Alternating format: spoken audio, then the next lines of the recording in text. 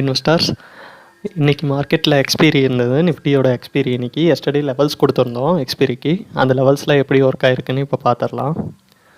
So morning market வந்து ஒரு 30 points பாசிட்டிவாக ஓப்பன் ஆனாங்க. ஓப்பன் ஆனோடனே வந்து நமக்கு செல்லிங் ப்ரெஷர் இருந்துச்சு.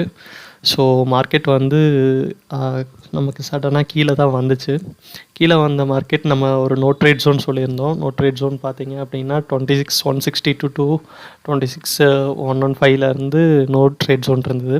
ஸோ அந்த நோ ட்ரேட் ஜோனுக்குள்ளே தான் வந்தாங்க. அந்த நோ ட்ரேட் ஜோனுக்குள்ளே வந்து அதோட பாட்டமில் ஒரு சப்போர்ட் எடுத்து மறுபடியும் மார்க்கெட் மேலே போயிட்டாங்க. ஸோ எகெயின் மேலே போன மார்க்கெட் வந்து ஸோ அங்கேயே ஒரு சின்ன சைட்வேஸில் கன்சல்டேஷன்லேயே இருந்தாங்க. ஸோ இன்றைக்கி எக்ஸ்பீரி வேறு.